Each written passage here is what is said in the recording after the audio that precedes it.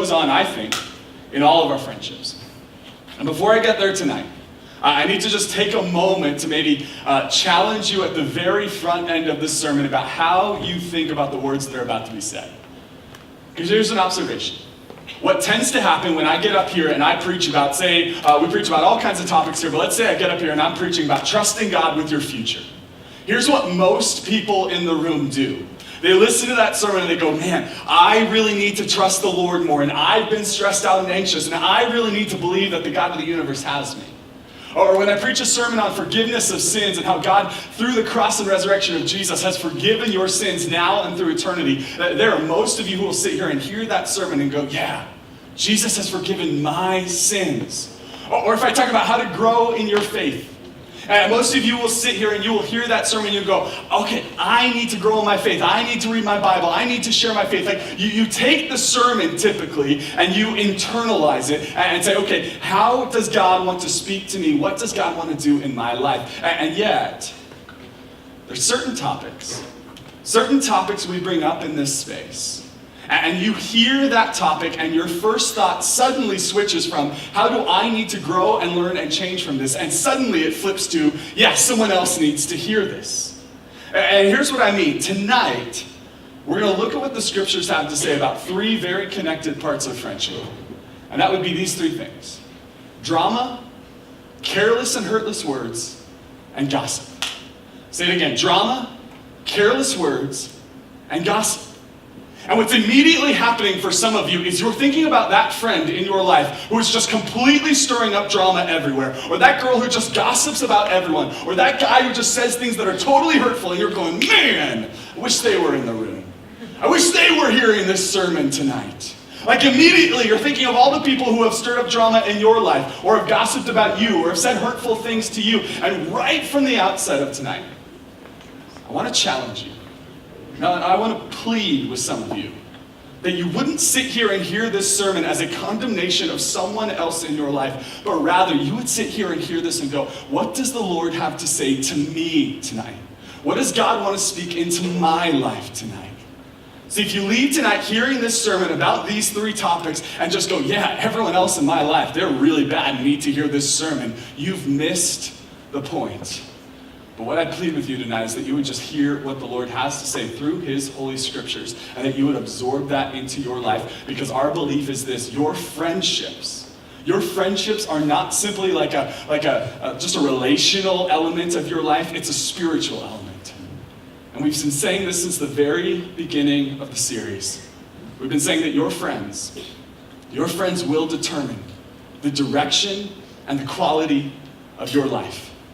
And your capacity to have healthy, meaningful, good, long-lasting friendships will impact not only the way you enjoy life, but the way it shapes you for the rest of eternity. And so that's why I want to jump in tonight talking about this topic. Here's what Solomon, the guy writing this book, the book of Proverbs, which is what we're looking at, he's writing 3,000 years ago. He's the king of Israel, and he's sitting down, writing down his wisdom, writing 3,000 years ago. And here's how it begins. In Proverbs chapter 26, verse 17, it'll be right up here on the screen. It says this. It says, like one who grabs a stray dog by the ears is someone who rushes into a quarrel, not their own. Here's how Solomon begins his wisdom. He says, listen, like one who runs into and grabs a stray dog by the ears is like someone who rushes into a quarrel that's not their own. Now, two things you need to know about dogs in order to understand this. The first is this. In the ancient worlds, dogs were not pets. So in the time that Solomon is writing this, dogs are not pets. It's not like you've got your pet like Fido and you're like walking along with your dog. And this is not how it goes in the ancient world. Dogs, in fact, dogs were despised. Dogs were disgusting. It says here actually in the translation, it says, who grabs a stray dog, a wild dog. Because dogs weren't something you kept around. In fact, dogs were feared. Dogs were vicious. Dogs were gross. They had disease. Like nobody likes dogs. Like maybe the only way I could tell you is in our modern world, it'd be like cats. Like no one likes, you're like, I love my cat. So does Jesus, and that's it. So listen. See, some of you reacted there, and that's how Solomon's meaning to do that. But here's what he's saying. He is saying that to grab a stray dog by the ear. So the first thing you need to know is that dogs were not this cute, lovely animal in the ancient world. The second thing you need to know is that the dog's ears are just part of the sensitive part of his body. In fact, it's the same for you, right? Like if someone next to you right now grabbed you by the arm, right? And a bunch of you have just done that. It's kind of like, all right, if they tap you on the shoulder, that's fine. But if someone gets up in your ears, like now it's like it's game on, right? Like your ears are sensitive. Your ears aren't like you don't like walk up to somebody like, hey, I need something, and like start tugging on their lobes. Like that's not how that happens. Hey. So don't miss this. 3,000 years ago. Writing 3,000 years ago, here's what Solomon, the wisest person that ever lived, says. That when you rush in to stuff that's not your own, when you get involved in people's business that's not like your own, here's how Solomon describes it. He says, you are like one who grabs a stray dog by the ears. That's how Solomon describes people who stir up drama with people and it's not their business. In fact, I just think we could talk about it all night, but I went on the Google and I checked out I could find one video of millions of someone actually trying to grab a dog by the ear. So no dogs got hurt in the filming of this. We're going to watch this video and just take a look at what Solomon's trying to say. Blingy. What are you doing? Hit blackout.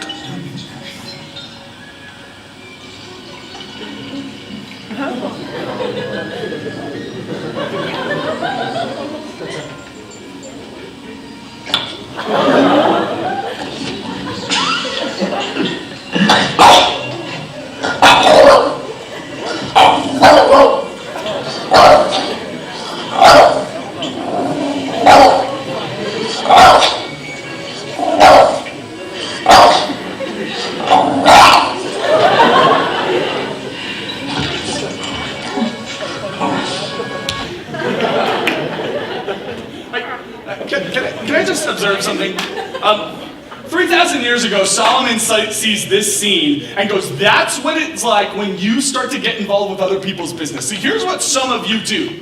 You live your life in such a way where you go get involved in people's business that has nothing to do with you, and then you sit around stunned when they snap back and snarl back at you. You sit around stunned that they would actually be hurt or offended or mad at what you've done. And so let me just throw out this hypothetical. I'm sure it's never happened at your high schools. We're all good people around here, but let's pretend there's a girl and a guy and they're dating and the guy cheats on the girl.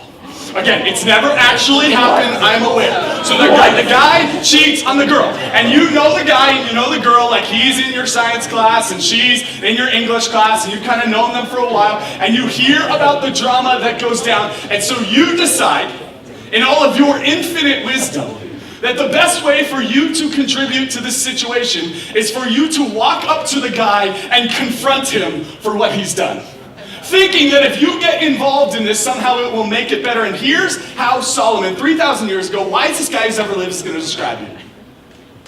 Like one who grabs a stray dog by the ear. Here's a situation that has nothing to do with you at all. Here's a situation going on, possibly even with your friends, that doesn't involve you at all. But some of you have made it a habit in your life to step into these situations and get involved when it has nothing to do with you. Or maybe for you it's not in real life. Maybe you don't have the courage to do that in real life, but maybe in like the digital world, like you see on, like you kids use the Twitter, and then on the Twitter there's the thing that you kids call like we used to call it like food, and you guys call it Twitter beef, right? Like this is happening, right? And so there's some Twitter beef, and so one guy goes, and then someone else goes, and someone else goes, and you're watching this happen, right? Walk with me here, I'm old. All right. And then you decide in your infinite wisdom to jump in on that thread and share your opinion on what's going on. Because here's something that has nothing to do with you at all, and the best, most wise, most intelligent decision you could possibly make is that you would step into a situation, a quarrel that is not your own. Or even worse, that you wouldn't step into that conversation and you would simply send out a very not subtle tweet about it and tell everyone your opinion on the matter. And here's what the scriptures say about you. Here's what the scriptures say. The scriptures say when you do that, you are as foolish as a person grabbing a stray dog by the ears. You are setting yourself up to be hurt. You're setting yourself up to damage friendships and damage relationships. And those two examples are completely silly, and I recognize that. But I wonder if some of you, and again, if you're sitting here going, yeah, someone else did that in my life. They jumped in, they started dealing with things that weren't really their own. Remember, this tonight is not about other people. It's about you.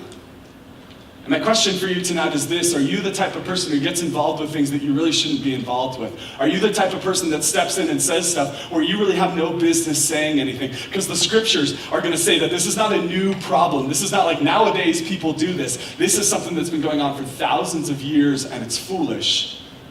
And I wonder if tonight some of you need to back away from something. You've been involved for some strange reason, and somehow you got wrapped up in all of the drama, and it got stirred up, and somehow you're involved. And for some of you tonight, maybe you need to walk out of here with the decision made in your heart that you're done with that. You're not going to do that anymore. You are done. You're walking away. Solomon says that the one who runs into a quarrel that's not their own is like someone who grabs a dog by the ears. Let me give you the second image that Solomon has. He says this in verse 18. He says this. It's a great verse of scripture. It says, like a maniac shooting flaming arrows of death is one who deceives their neighbor and says, I was only joking. So let's talk about this for a minute. It says that they're describing someone who deceives their neighbor and says, I was only joking, which to deceive someone isn't just to lie to them. It's not like your neighbor came to you and was like, do you have flour? You're like, no, haha. Like, that's not what it's talking about. What this is talking about is when you do something to a neighbor, when you do something to a friend, when you say something, when you text something, when you laugh at something, when you make a joke about something and someone gets hurt. Like someone gets hurt and you were only joking. And here's what the scriptures say about you. I came prepared for this sermon.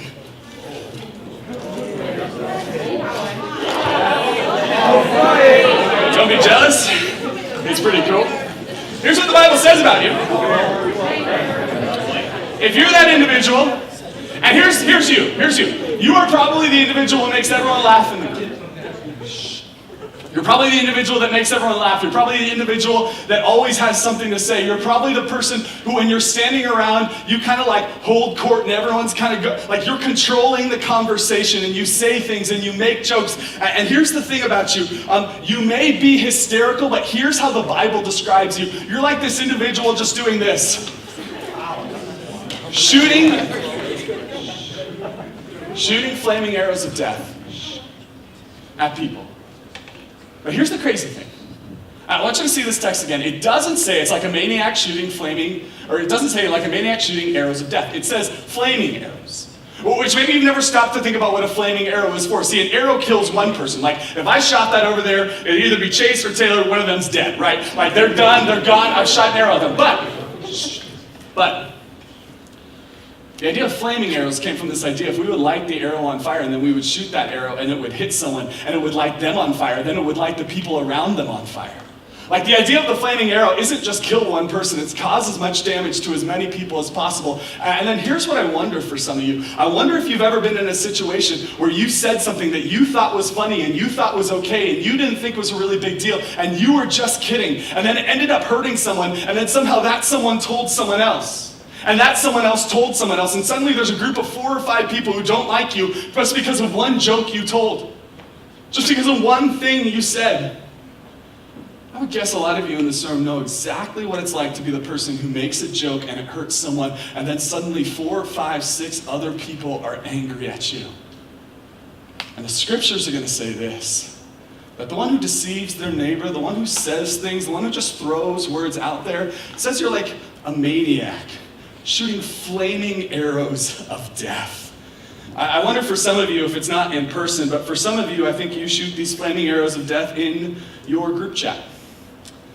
You have a group chat, and you just screenshot stuff all day. That's what you do. You just screenshot social media and other people. Some of you are giggling. You're like, that's me. Yes, it is. And here's what you do. And you send it around to that group chat. Maybe you have multiple group chats that you try to keep track of, so you name them in your phone, and you're trying to figure out who you're going to send this to. And you guys just send stuff around about other people all day. You just roast. That's all you do. It's just completely out of control. You trying to make fun of people, and it's hysterical until that moment when you get caught. It's hysterical until the moment someone finds out. But you screenshotted something they posted or something they texted and it got around and it got taken out of context and you said something rude or funny about them and you were totally kidding. You didn't mean to be mean to them, but they found out and now they're hurt. And not only they're hurt, but the people around them who care about them are hurt. See, I don't know if some of you realize how impactful and meaningful your words actually are. I think some of you walk around this life thinking your words don't hurt people at all. Like, I think some of you walk around this life completely clueless to how damaging the things that come out of your mouth can actually be toward your closest friends. I'm not even talking about the ways you talk to people you don't like. I'm talking about your best friends. I'm talking about the fact that some of you sit around with your friends and you're hanging out on a night and you're just hanging out. Maybe it's a small group, maybe it's at someone's house. And I'm talking about the fact that you guys say things that hurt one another.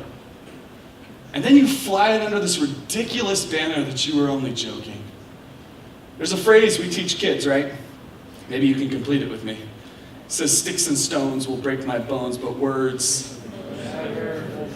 What a ridiculous statement. Like, when's the last time you were actually hurt by a stick? Like, when's the last time ever anyone threw a stone and you're like, ow! Like, that never happens. Sticks and stones can break your, I guess so, but words will never hurt me. Every time I get hurt, it's because someone said something or didn't say something. Sticks and stones will break my bones, but words will never hurt me. Is there a bigger lie? Is there a bigger lie we tell our children? The truth of the matter is this: every time you hurt someone, it's because you said something, and without thinking, you just launched a flaming arrow, hoping it was going to be funny.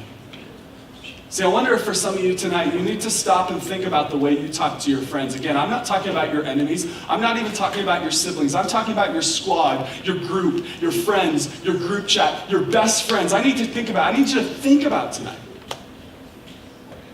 the way you talk to those people.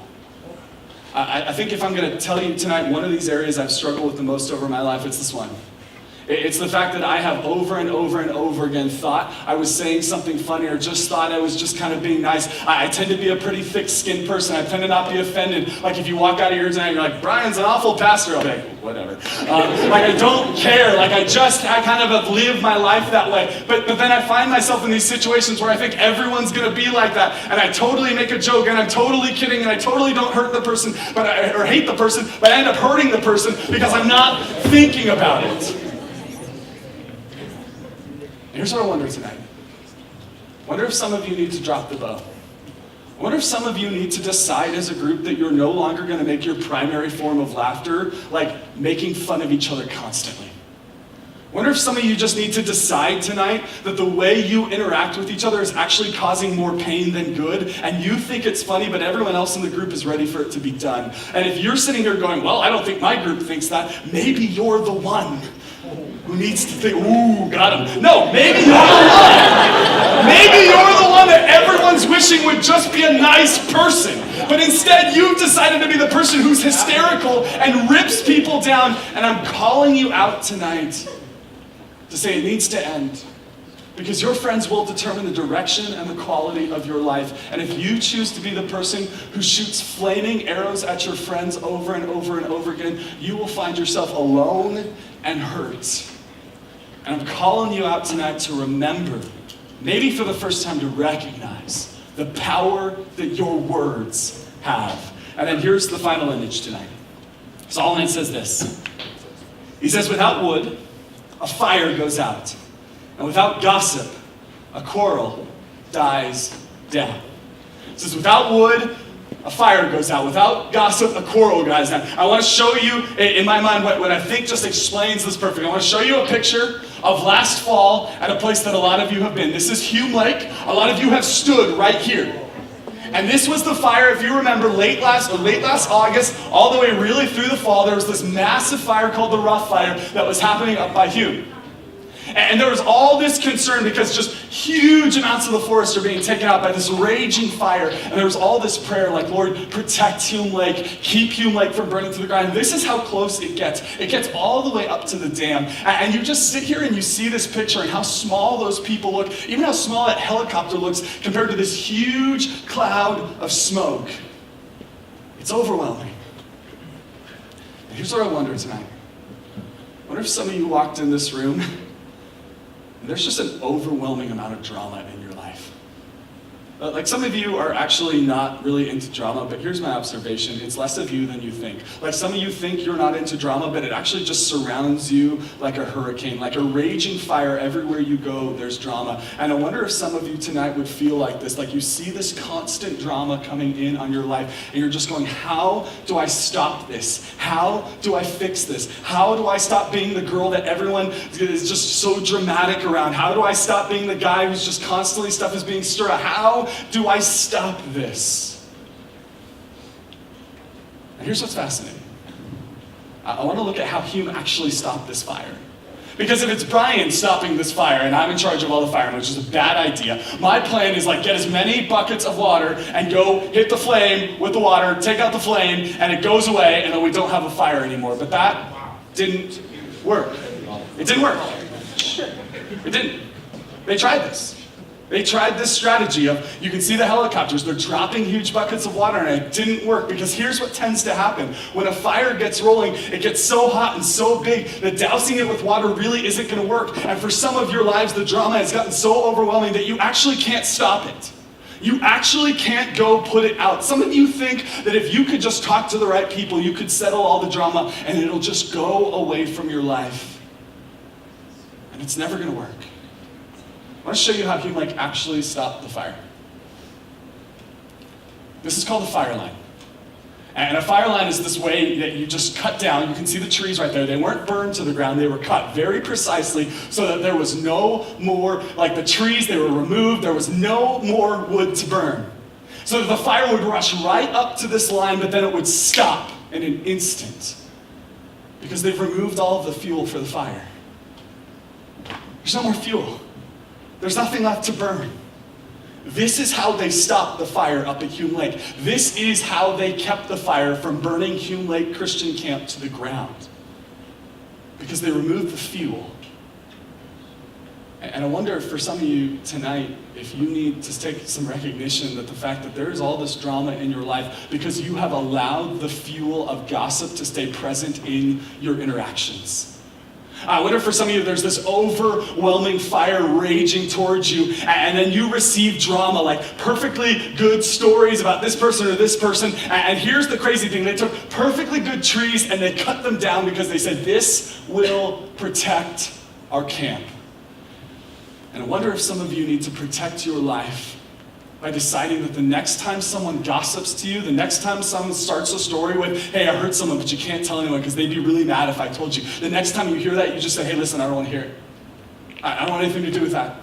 The next time people started gossiping and started getting dramatic, and you were sitting with them at lunch, that you would just stand up and walk away because you are willing to do whatever it takes to protect yourself from the drama in this life. That anytime someone would sit with you and start talking about something that didn't involve you, which, by the way, is the definition of gossip.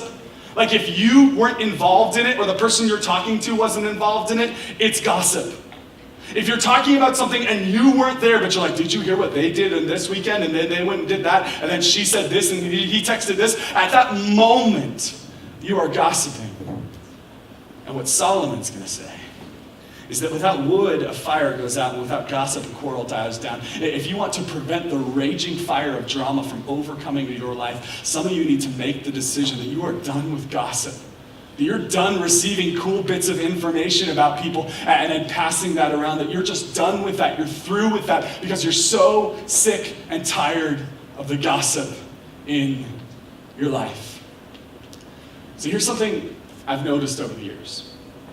I have a lot of high school students who come and talk to me about things they're struggling with in their life, sin they're struggling with. And so I hear it all. And so if you've ever come to me and you're like, I'm sure you've never heard this before, the answer is, I'm sure I have. Like I've heard it all before, and people come to me and they struggle with a whole range of things, from partying and drinking and drugs, to sexual sin, to anger with their parents, to laziness, to some people to perfectionism. Like there's all these different sins that are just going on in your lives. And yet here is an observation I would just put before you tonight. No one's ever come to me and told me that they're struggling with the sin of stirring up drama. No one's ever come to me and said, I'm really struggling with the sin where people are telling me things and I'm spreading it around like I'm gossiping about them. No one's ever come to me and said, I'm really struggling with the sin that I say a lot of hurtful words and it tends to hurt my friends. Now, to be sure, I have people who come to me and tell me that other people have gossiped about them. I have people come to me and tell me that other people have said hurtful words or other people are stirring up drama, but I have never once had someone come to me and tell me that they are struggling with the sin of gossip and drama and careless words. What do you think that says about us? Like honestly, what do you think that says about us as a church, as a ministry, as a people, just as human beings? That we kind of take all of these things that the Bible is talking about here, and when we think about our sin, and when we talk about what sins we're struggling with, there's like all of these classic high school sins, and then we somehow put these ones in a different category. What I'm here to tell you tonight, and maybe no one's ever spoken this over you before, is that when you stir up drama, the scripture is going to call that a sin. When you speak hurtful words and it just destroys other people's life, the scripture is going to call that sin. When you gossip about people, when you receive gossip and give gossip, the scripture is going to call that a sin. You may be new to church, but we just believe in this old-fashioned word called sin. And we believe that this book teaches that sin is when we rebel against God and fall short of the standard He has for our life. And what I want to suggest to you tonight is that every single one of you in this room, like if you're breathing, you're struggling with this. This is not something that just goes away. This is not something that's just easy. This is not something that just certain people in high school struggle with. And it's also not something that goes away after high school. Like just the other night, I'm hanging out with a friend of mine, and he starts to tell me this story, and he begins the story with, hey, I need to tell you something, or I want to tell you something, but you can't tell anyone I told you because they'd be really mad at me if they found out. And in that moment, I'm sitting there this last week, and I'm hearing this. I should have said, I don't want to hear it. I actually don't want to get involved with that. I don't want that knowledge. I don't want to be involved in this. This is gossip, and I don't want to be a part of it, but I didn't. I sat there and I listened. And then something happened inside of me that if you've never actually observed, when you receive gossip, like a cool little juicy bit of information, you actually start to get excited. You actually start to feel special. You start to feel like you have information that someone else wants to hear. You start to feel important. You start to feel good about yourself. You start to feel like, ooh, I'm going to go tell this person, and then their reaction's going to be like, no way, and then you're going to talk about it, and you're going to have this moment, and you start to feel good about it. And so the other day, I'm sitting with this friend of mine, and they tell me this little bit of gossip, and I hear that. And here's what you need to know in this moment. This is not just like a normal interaction, like, oh, this happens, whatever, we just deal with it. What you need to know in that moment is that I was being tempted with sin. I was being tempted with sin in that moment, to receive that gossip and then to go out and tell that gossip. It is a temptation like every other temptation in your life. Like it is a temptation on the level that the guy could have been sitting with me and said like, hey, I have some crack cocaine, would you like to smoke it? And I'm sitting there going, okay, now I have a temptation. Am I going to do this sinful activity or not? It's a choice for me, and it's a choice, listen, for you. Gossip and stirring up drama and hurtful words are something we should fight and resist temptation toward. And when we fall into that, and we all do, it is something that we should confess to the Lord and repent of because it's sin. And so many of you struggle to say it's sin, and you struggle to identify it with sin in your life because there's something that happens in us that just kind of justifies what we do, right? Like, let's go back to that image of the dog, right? We'll go back to that slide, that first proverb we were looking at, like someone who grabs a stray dog by the ears. Here's what a lot of you do. When you get involved in someone else's drama, you use sentences like, I was just trying to help, or I thought I could help them out, or I thought if I got involved, I could just kind of smooth out the situation because we've been friends for a long time. When you go do that, you justify it. But when someone else does it to you, they've harmed you. They've wronged you. Do you see what happens? Let's go to the next one. When you send flaming arrows into your friends' hearts, when you damage people, when you say things about people, you tend to say things like, I was just kidding. They need to lighten up. Why are they so serious all the time? Stop being so serious. Just laugh a little bit. Here's what you say. You say these things and you justify yourself, but when someone else says something hurtful about you, you go, man, they're so inconsiderate, they're so rude. How could they say things like that? Don't they know that that hurts me? Last one. Without wood, a fire goes out. Without gossip, a quarrel dies down. You see, when you gossip about people, what you tend to do is just say, I was just telling a story. I heard about it. I don't know if it's true or not. I'm not really gossiping. I'm just sharing stories. I'm just telling people what I heard. I'm not gossiping. I don't mean to be mean about it. See, you call it that and you justify it about that. Well, when